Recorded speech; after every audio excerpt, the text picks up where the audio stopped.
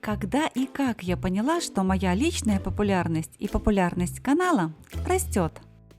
Наверное, тогда, когда нашла в почтовом ящике вместо квитанции за коммунальные платежи нечто маленькое и практически мертвое, завернутое в кусочек туалетной бумаги. Как восстановить такое маленькое и безжизненное растение, не используя химии и любых химически синтезированных препаратов? Вода животворящая в крещение Господне или мой авторский метод восстановления орхидей 12-12. Когда и для каких орхидей его можно и нужно использовать? Дефростированный или размороженный сок толстянки или почему орхидею сначала нужно вылечить? И сколько на все это потребуется времени? Обо всем этом и о многом-многом другом мы поговорим в сегодняшнем видео. Привет, друзья! Вы на канале Классика орхидейного жанра. Если вам нравится то, что делаю я, пожалуйста, поставьте пальчик вверх под видео и напишите комментарий. Это важно для канала и для алгоритмов YouTube. Ну а теперь к событиям видео, как всегда, подробно и обо всем по порядку. В марте 2023 года в своем почтовом ящике я обнаружила подкидыша, практически безжизненную маленькую орхидею. В марте во Владивостоке еще холодно, и я не знала, сколько этот подкидыш там пролежал. Ни корней, ни тургора листьев у маленького растения не было. В первые несколько недель я даже не догадалась сделать съемки этого растения. Тогда я думала, что оно не выживет. Подкидыш был явно сильно переохлажден и обезвожен, и первое, что следовало сделать, это позволить новой орхидее адаптироваться. Условия для адаптации орхидеи и для ее активного роста разные. Для адаптации нужны стабильные и немного повышенные температуры от 24 до 26 градусов в дневное время и яркий, но рассеянный свет без попадания прямых солнечных лучей на растение. Именно в таких условиях с дополнением хорошего воздухообмена возможны любые водные процедуры, будь то купание орхидеи целиком или же опрыскивание листовых пластин орхидеи. Все мы знаем или во всяком случае должны знать, что орхидеи очень универсальные растения, и если у орхидеи нет корней, ее можно напоить с помощью листовых пластин. При этом ставить орхидею в воду на постоянное пребывание не всегда результативно и уж точно не физиологично. Постоянно опрыскивать орхидею, регулярно увлажняя ее листовые пластины, не всегда экономично по времени. Не у всех есть столько времени. В разного рода тепличках восстанавливать орхидеи тоже не у всех получается. Плесневеет внутри теплички. Что же делать и как помочь орхидее ожить? Разработанный мною метод подходит лишь для тех любителей орхидей, которые не боятся воды. Метод заключается в чередовании подводных и надводных периодов в жизни орхидеи на период восстановления. Условно я назвала метод 12-12, то есть 12 дневных часов орхидея находится под водой, а 12 ночных часов над водой или на открытом воздухе. Если времени у вас много, вы можете использовать другие интервалы для чередования: 4 через 4, 6 через 6 или 8 через 8. Иными словами, чем чаще орхидея сможет менять периоды воздушного и водного пребывания, тем эффективнее будет результат. Для каких орхидей подходит данный метод? Этот метод очень результативен для орхидей без корней и с открытой корневой системой.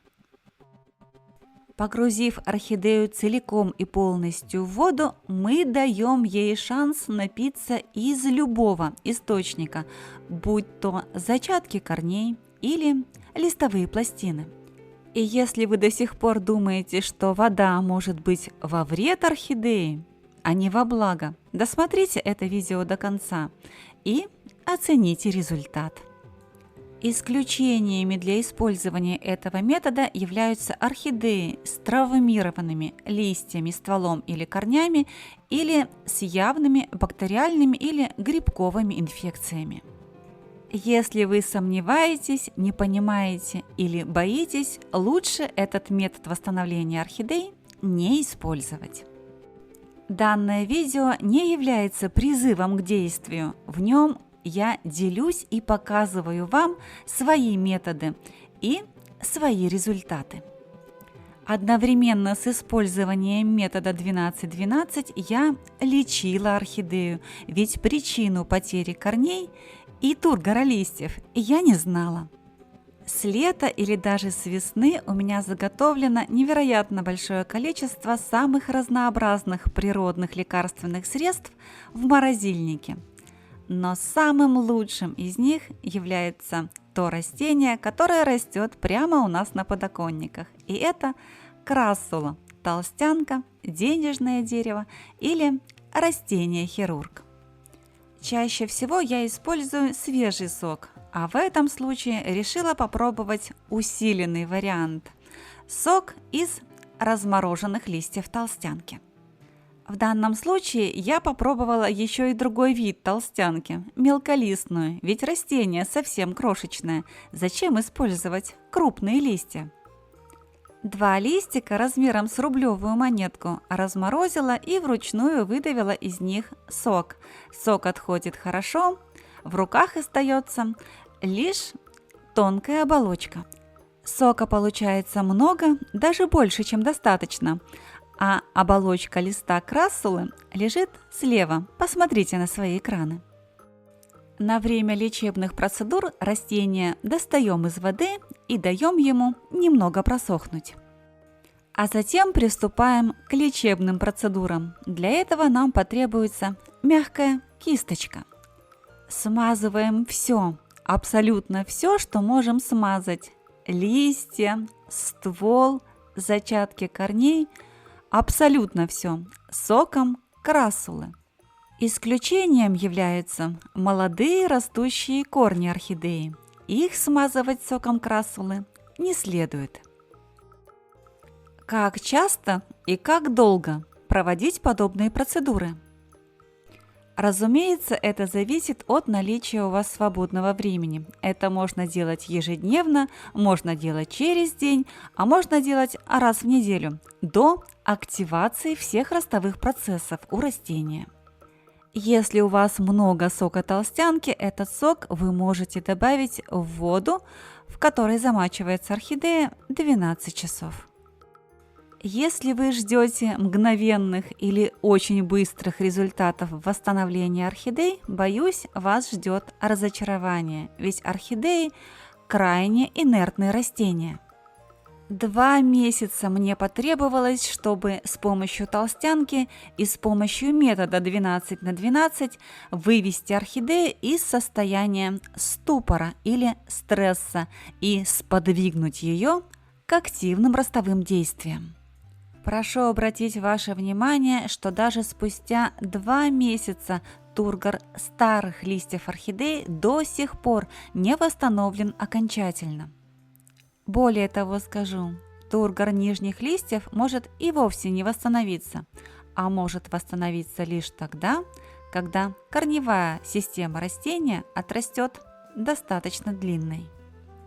С началом развития новой корневой системы я стала увеличивать время воздушного пребывания корневой системы растения и уменьшать время водного пребывания. Подкидыш из почтового ящика в это время жил в рюмочке объемом 50 мл. Просыхая в пустой рюмке в ночные часы, в дневное время, особенно в солнечные дни, орхидея по-прежнему купалась в индивидуальном бассейне.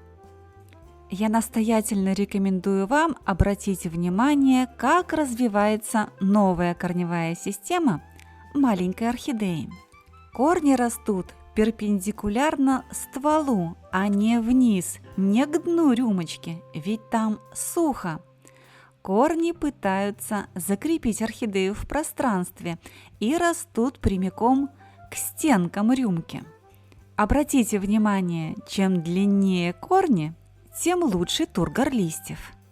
В это время, когда опасность явно миновала, когда начались активные ростовые процессы, можно подключать еще одно природное турбосредство, еще один природный активатор развития орхидеи.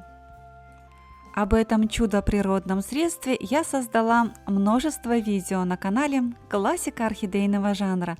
Все эти видео хранятся в плейлисте «Целебные снадобья для орхидей».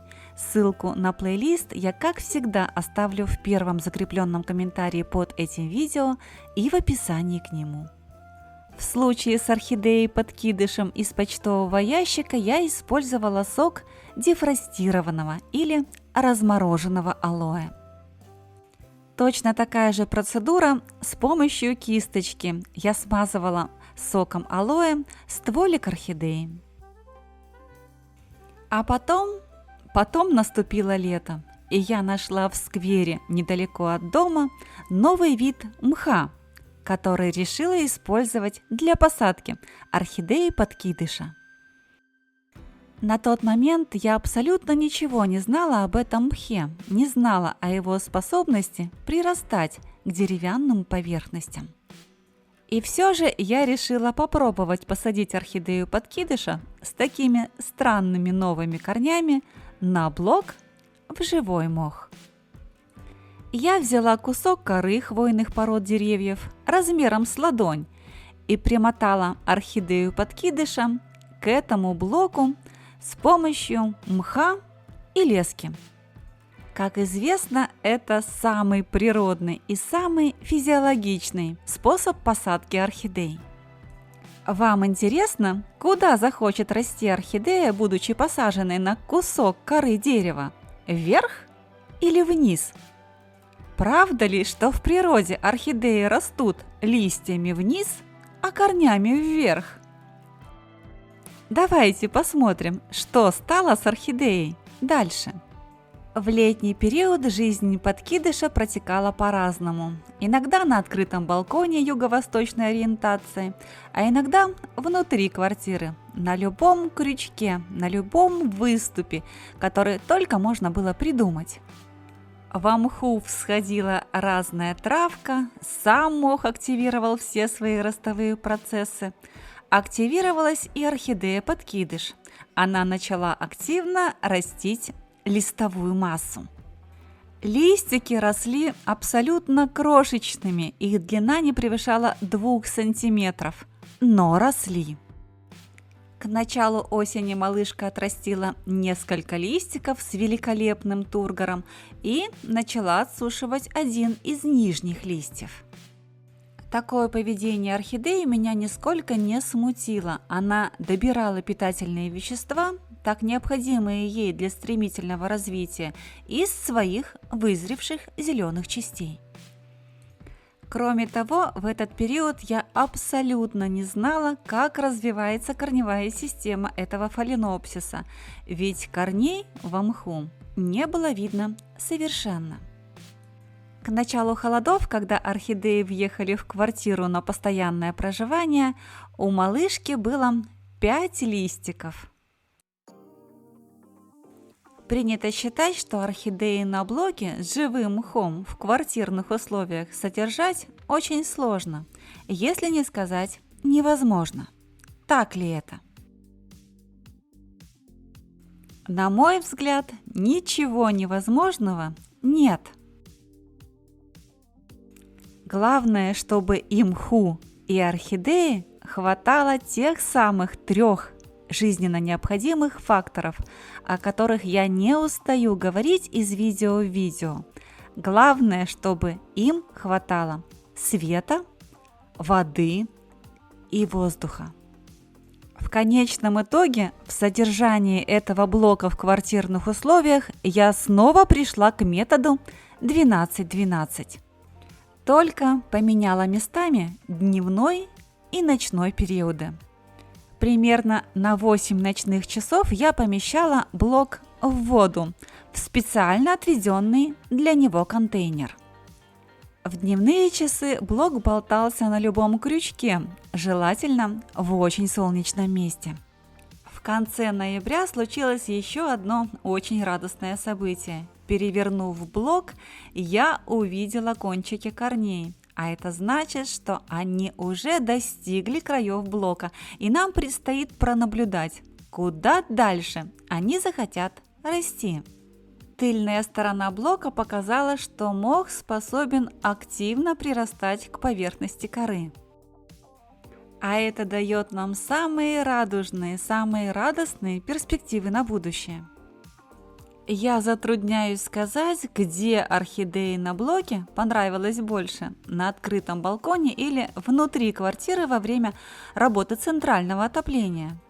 Мох почувствовал весну еще в январе, а орхидея за это время отрастила новый лист, размер которого в 1,5 раза превышал размер предыдущих. Давайте посмотрим на этих кадрах, куда направлен центр розетки, куда орхидея растет. Неужели она растет вниз? Ничуть не бывало, орхидея даже не стремится расти вниз. Ее центр розетки направлен четко вверх, к свету, к солнцу. Ну а вода, как мы уже выяснили ранее, ни в коей мере не может повредить орхидеи, если в содержании орхидеи соблюдены все необходимые условия. Давайте подсчитаем, за сколько времени орхидея преодолела путь из умученного жизнью растения без корней и без тургора листьев до вполне симпатичного, бодрого и красивого малыша на живом блоке. Этот путь орхидея-подкидыш преодолела за 9 месяцев. Все 6 вызревших листьев и 1 молодой растущий выросли уже в моих домашних условиях. Не проходит ни дня, чтобы орхидея не купалась под чистой, животворящей водой. Один раз создав правильные условия для развития орхидей, вы навсегда забудете о боязни воды, о гнилях и других негативных проявлениях в развитии орхидей.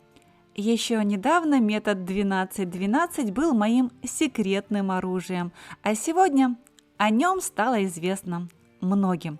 Если вы уже использовали этот метод, будучи участником телеграм-канала «Классика орхидейного жанра», напишите об этом в комментариях. Теперь, подходя к своему почтовому ящику, я думаю: горшочек не вари. Я уже не хочу, чтобы мой почтовый ящик выдал еще одну жертву неправильного ухода и содержания. А ведь таких жертв в моем уходе уже несколько. Но это совсем другая история. И если вы хотите познакомиться со всеми этими новыми интригующими историями раньше других, присоединяйтесь к нашему телеграм-каналу. Там вы найдете самую свежую и актуальную информацию обо всех моих орхидеях. Ссылку на канал «Классика орхидейного жанра» в Telegram я, как всегда, оставлю в первом закрепленном комментарии под этим видео и в описании к нему. Присоединяйтесь к нам и помните, что впереди у нас невероятно много интересного. А орхидея-подкидыш из почтового ящика передает огромный и пламенный привет своей бывшей владелице и настоятельно рекомендует ей купить своим оставшимся орхидеям светильник, и тогда жизнь этих орхидей кардинальным образом изменится к лучшему.